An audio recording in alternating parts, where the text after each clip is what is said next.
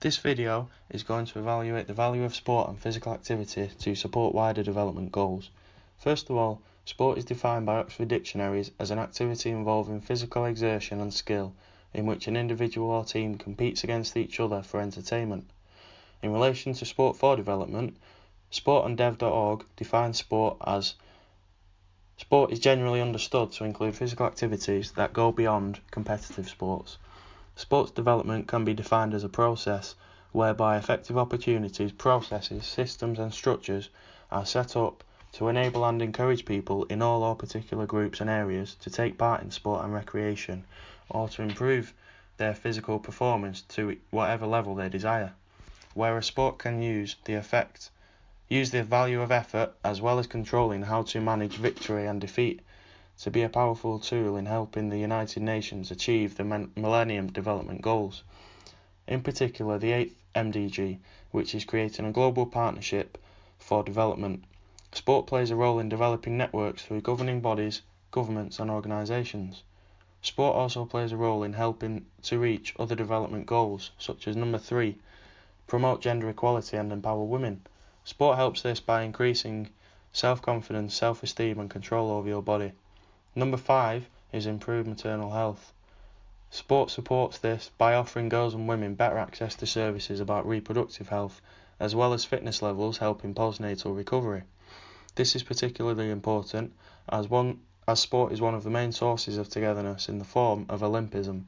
Founded by Coubertin in 1894, Olympism is creating a way of life based on the educational value of good example, respect for universal fundamental ethical principles, and the joy of effort.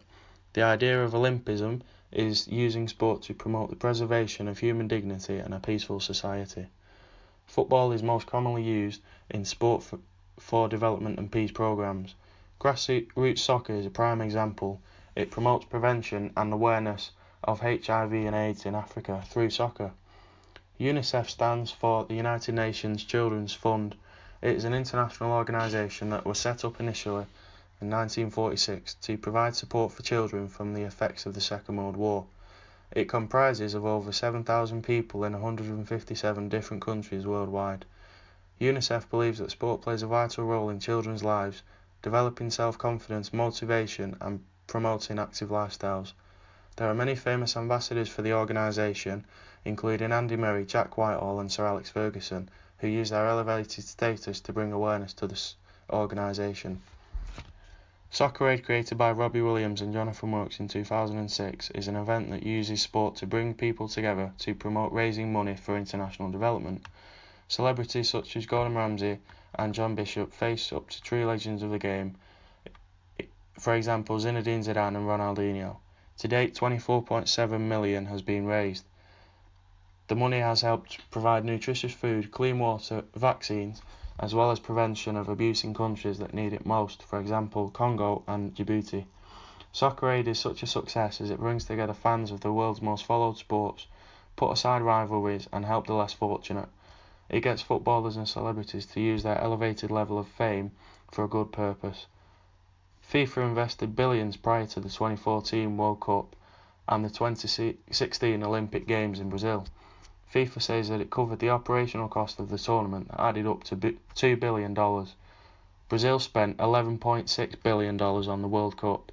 More than 85% of this came from federal and state budgets, which could have been used developing the country elsewhere, for example education. As a matter of fact, the cost of the World Cup is the equivalent to 61% of the country's education budget. The Guardian reported that the World Cup was framed as a reason for the people of Brazil to be proud, but instead their economy is shattered, and the Supreme Court is investigating officials in relation to bribes for contracts. In relation to Rostov's law, 5 stages of development, this is like Brazil using the World Cup to move from the take-off stage to the drive to maturity stage. The modernisation theory also very much applies here, as it is about a traditional society and the transformation it has to go through to match the rest of Europe. Here, Brazil has had to majorly upgrade its transport links, stadiums and resources to match up to the expectations of FIFA for the World Cup. Created using Powtoon.